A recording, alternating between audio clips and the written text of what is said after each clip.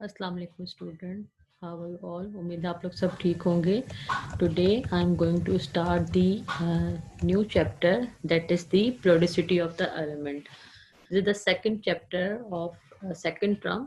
In this chapter you will learn about सबसे पहले Daubinier classification. The second topic is the Newland classification. Then we will discuss the Laudermilk classification, Mendeleev periodic table. What are the silent features of Mendeleev periodic table? We will discuss the Mendeleev classification, periods and groups. What do you mean by periods and what do you mean by the groups? And what are the characteristics of period and group which are present in the periodic table? What do you mean by the metals? What do you mean by non-metals and metalloids in the periodic table?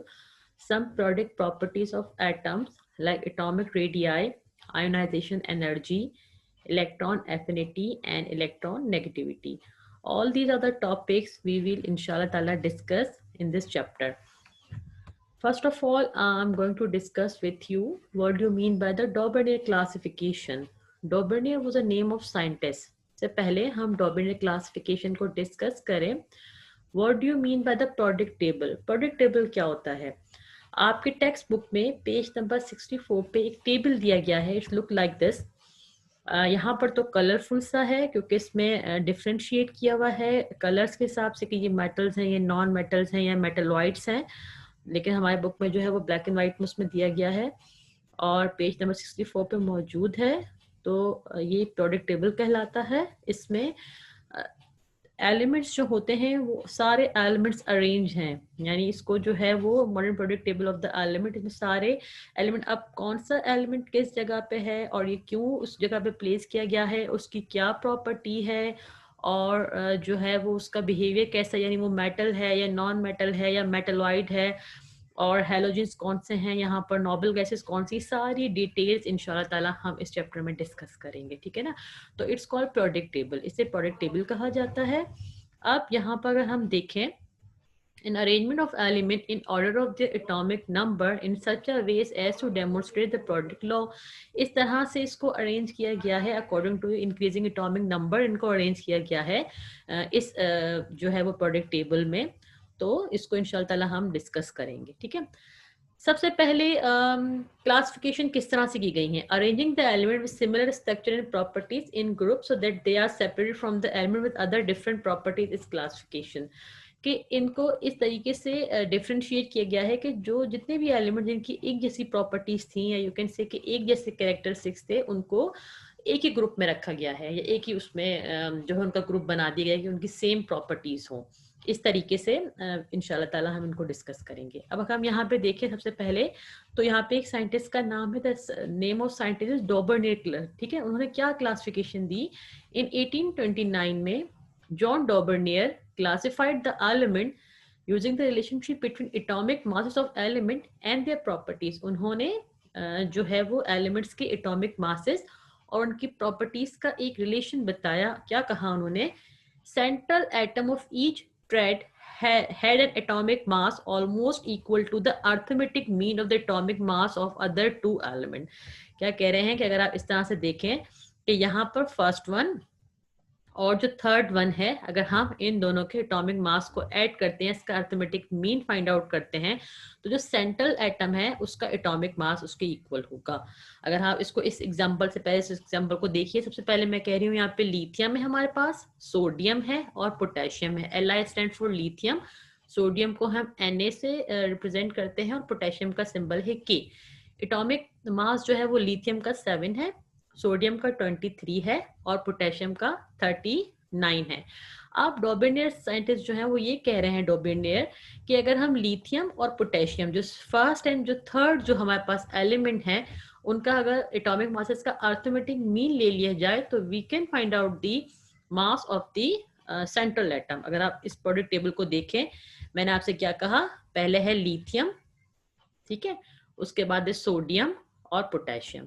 Li stand for lithium, Na stand for sodium and K stand for potassium. तो अगर हम lithium और potassium के atomic masses का arithmetic mean ने तो we can find out the atomic mass of sodium. अब इस एग्जाम्पल को देखें, यहाँ पे मैंने बताया है कि लिथियम का एटॉमिक मास 7 है, सोडियम का 23 है, पोटेशियम का 39 है। अब हम यहाँ पे मीन ले हैं एटॉमिक मासेस का। 7 that is the atomic mass of lithium, 39 that is the atomic mass of potassium.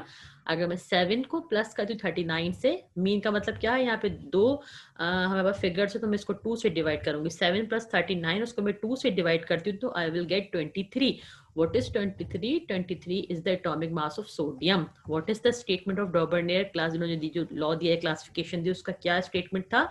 Central atom of each thread had an atomic mass almost equal to the arithmetic mean of atomic mass of two element. यानी अगर first और third वाले का, यानी 2 जो है in first and third का जो मैं है, अगर एटॉमिक इनके मासेस का अर्थमेटिक मीन ले लेती हूँ तो आई कैन फाइंड आउट या we will get the atomic mass of central atom. Okay, अगर आप इस यहाँ से भी देखना चाहें, हमने यहाँ पर 3 एलिमेंट लिए हैं। पहला वाला हमने लिया है लिथियम, सेकंड है सोडियम, थर्ड है पोटेशियम। तो हमने यहाँ पे यही किया कि लिथियम और पोटेशियम के एटॉमिक मास का अर्थमेटिक मीन लिया, तो we can get the atomic mass of sodium, that is the 23। एक और एग्जांपल देखते हैं। हमने एक और प्रोडक्ट टेबल से जो है वो 3 एलिमेंट का ट्रेड यानी 3 एलिमेंट का एक ग्रुप ले लिया। उसमें से कौन कौन सा है हमारे पास यहाँ पे है क्लोरीन, ब्रोमीन और आयोडीन। अगर आप यहाँ पर देखा जाए प्रोडक्ट टेबल में, तो मैंने यहाँ पे लिया है क्लोरीन, ब्रोमीन एंड आयोडीन। मैंने यहाँ पे 3 एलिमेंट चूज किए हैं यहाँ से।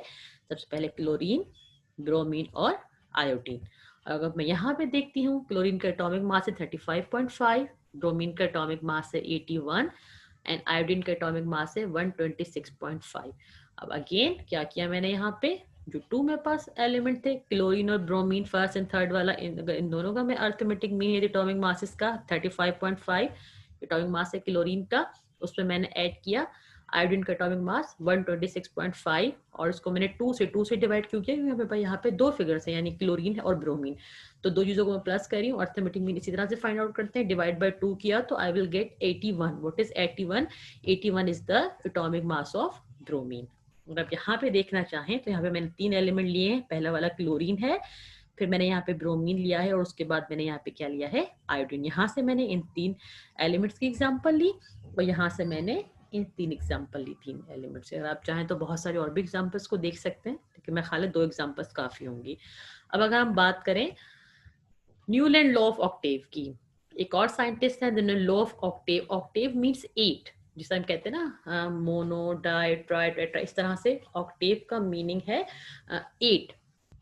इन 1863 पे John Newland, this is the name of scientist, scientist थे, लंदन इंडस्ट्रियल केमिस्ट थे, सॉरी केमिस्ट थे। उन्होंने क्या किया, न्यूलैंड लॉ ऑफ ऑक्टेव दिया विच स्टेट दैट, स्टेटमेंट क्या है इनके लॉ ऑफ ऑक्टेव की, if the elements are arranged in order of increasing the atomic masses, the 8th element starting from a given one has a similar properties as the first one. क्या कह रहे हैं, अगर हम product table में elements को इस तरह से अरेंज करें according to their increasing atomic masses, यानी हम इस तरह से अरेंज करें कि उनके एटॉमिक मासेस जो है वो इंक्रीजिंग ऑर्डर में। अगर हम यहाँ पर आप देखो तो यहाँ पर lithium, beryllium, boron, carbon, atomic mass increase उसका 7 है, फिर 9 है, ये 11 है, फिर 12 है, 14 है, 16, 19।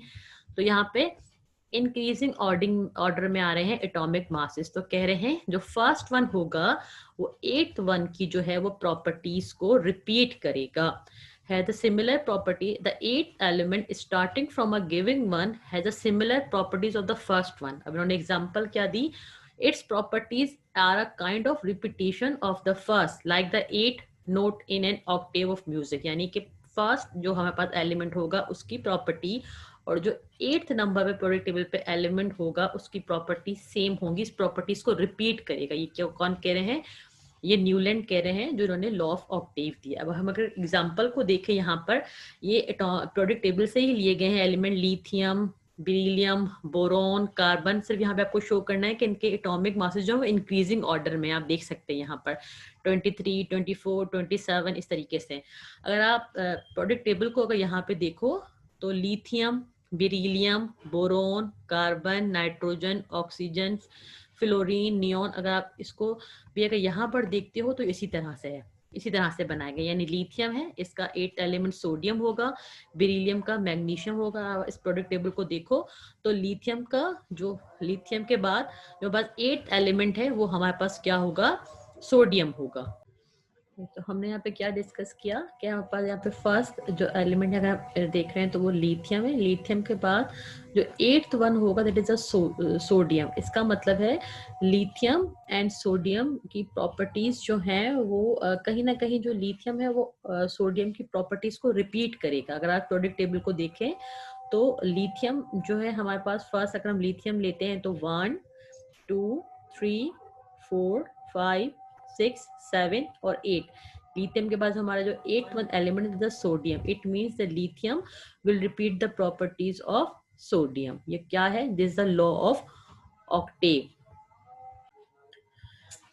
तो वी हैव डिस्कस दी, हमने डॉर्बेनेट क्लासिफिकेशन को पढ़ा और उसके बाद हमने न्यूलैंड लॉ ऑफ ऑक्टेट को। अब इसको एग्जांपल से समझना जाए अगेन तो यहाँ पर आप देखें तो lithium is the first element and it will repeat the properties of the 8th one. तो अगर आप यहाँ पे इसको यहाँ से देखते हैं तो लिथियम इसके बाद 1 2 3 4 5 6 7 और 8।